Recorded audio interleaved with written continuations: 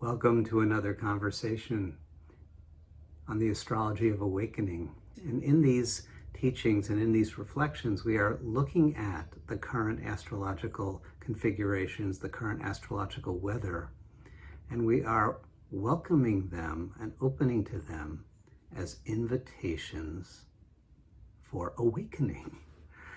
Less a focus on what does it mean for me, like what is going to happen to me, and more about what is the possibility that I am being called to open up to in this archetypal letter, in this archetypal message. And today I want to talk a bit about the full moon. This full moon, the moon in Aquarius, the sun in Leo, this beautiful full moon that comes around every year, is celebrated in the East as the full moon that honors the Guru. That is the time for us to pause and reflect on our relationship to the inner teacher, the ever-present, radiant, generative power that resides in the heart of your being and in the heart of every being.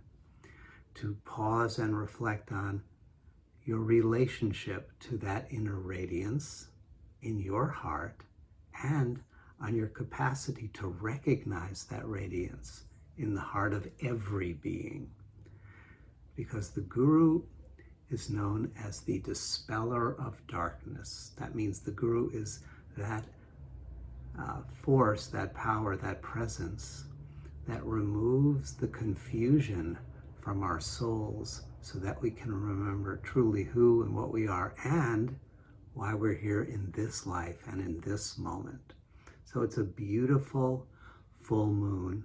The sun is in Leo, and so it's at its fullness. It's in its own home, and the Leonian segment of the soul is the place where the radiance shines most beautifully, most sovereignly, most magnificently. Now, this radiant indwelling spirit has many names in all the wisdom traditions of the world. We recognize it esoterically as the Leonian segment, which corresponds to the point between the eyebrows, sometimes called the single eye, sometimes called the sun center. Yeah, there's a hint there. It's where we can return to the awareness of our true union with that inner Guru, with that inner radiance. That point is called sometimes the spark, the indwelling spark. It's named in Jewish mysticism. That energy is sometimes called, or that place is called, the pearl, the sacred pearl in Christian and Gnostic mysticism. It's called the bindu in the yogi and Hindu mystics, the jewel in the lotus in Buddhist tradition. There are many, many names. The key point is that during this full moon, we have a chance. Nature is supporting us in attuning to that revelation, because the moon is full. That is to say that the mind is now reflecting that inner light completely, without any gaps and without any distortion. And that's a symbol for our possibility in our contemplative practice to bring the mind into a state of reflective quiescence, where the radiance that is ever shining can be then reflected in its fullness. And we can see and we can feel and we can recognize that intimacy between the soul and the radiant presence. In the Bhagavad Gita, this radiance is symbolized as Sri Krishna, who says, in the heart of every being, the Lord, and the Lord in this symbol relates to that sun center, that solar energy, that creative radiance. In the heart of every being, the Lord abides, propelling.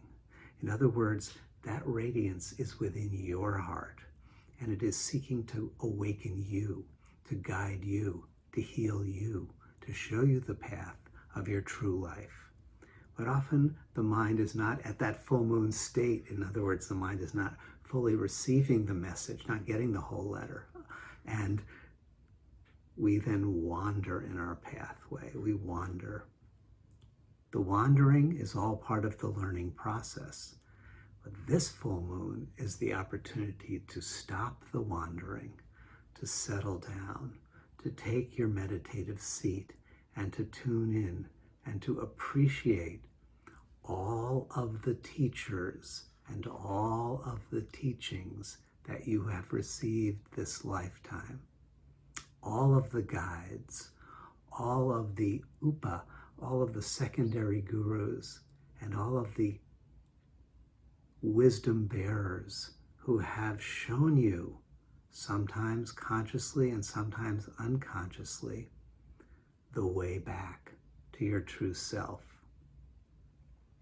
So this is the time to pause and reflect. Some of our teachers have come in wrathful forms as difficult people, events, and things in our life.